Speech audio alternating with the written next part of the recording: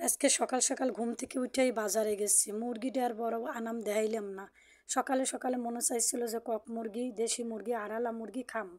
এই জন্যই বাজারে গেছি, যেই কথা সেই কাজ। এই বাজার থেকেই আমি এইগুলো কিনে নিয়ে আসলাম। কতগুলো মানে মুরগির মাংস, মানে একটা মুরগি কিনছি, তাই এই মুরগি দিয়েই আমি এই চলতেছি।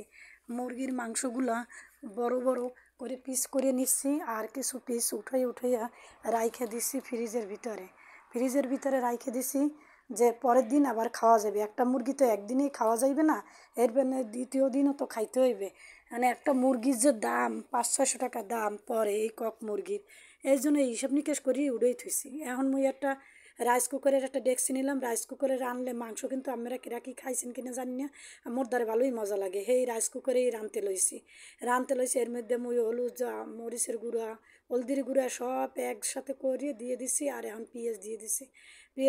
এখন হইলে একটু লবণ দিমু, লবণ দিয়া ওই সে লবণ দিয়ে তেল টল দিয়ে মাখা মাখা করে ওই ইতে দিয়ে দিমু। মানে ওই যে রাইস কুকারে মুরগি রান্না হেভি টেস্ট।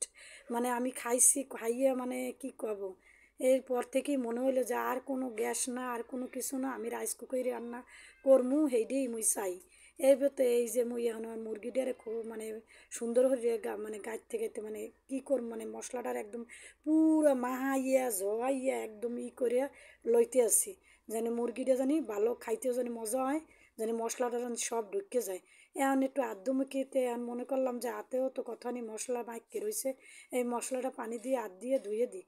তারপরে এই যে হাত দিয়ে পানি দিয়ে ধুয়ে দিলাম মশলাটা। এখন মুই ঢাকনা দিয়ে ডাইকে দিমু, দিয়ে এখন মুই এখন চুলায় যামু, এই রাইস কুকারে দিমু। এই যে রাইস কুকার দেন, এটা সত্যি কই না মিথ্যে কই জানিন না, একদিন 200-3 দেখছি এরকমের রাঁধতে। এই দেশ এই রান্দা দেখকেই মুই রাঁধতে লইছি। এই তো তারাও কইছে যে খুব মজা হয়, আর মোর দ্বারাও মুই খাইয়েও দেখলাম যে অনেক মজা। আর মোর রাস্তাঘাটে যে গাড়ি ঘোড়া যায়, এতে ভয়েস দিতেও মেলা কষ্ট হয়ে যায়, কর্মুখী তারপরে ভয়েস দিতে আসি। গুনগুনাইয়ে ভয়েস দিই না, কীভাবে ভয়েস দিই আমি জানি না, তারপর চেষ্টা করতেছি। আর এই জায়গায় রাইস কুকারে সুইচ দিলে লাইটটা জলে আর লেবে কোন কারণে নেবে জানি না। ওই মুই সুইচের সাথে সুইচ দিয়ে সেরবে না। এখন আবার মুই সুইচটা লাড়াছাড়া মানে খুলে দিয়েই লাড়াছাড়া দিতে আসি। এখন মুই যদি স্টিলের দিয়ে লাড়া দিই, অনেক সময় কারেন্টে শর্ট করে। এই জন্য ভয়ে দিই না, নামাই লই, রিক্স নিমু কেন বোঝেন নাই। রিক্স নিলেই তো ঝামেলা, রিক্স না নেওয়াই ভালো। যে কোনো কাজে আপনি রিক্স নেবেন না, ভালো থাকতে পারবেন। যেটা রিক্স নেবেন সেইটা কোনো দিন ভালো থাকা যায় না। কিন্তু রিক্স না নেওয়ার পরও যদি আল্লাহ তাআলা যদি আপনার ভাগ্যে যদি কোনো কিছু লিখে থাকে, তাহলে করার কিছু নাই। এটা আল্লাহরই মানে খেলা, এটা আপনাকেও খেলা না। আপনারা চেষ্টা করবেন রিস্ক না নেওয়ারই।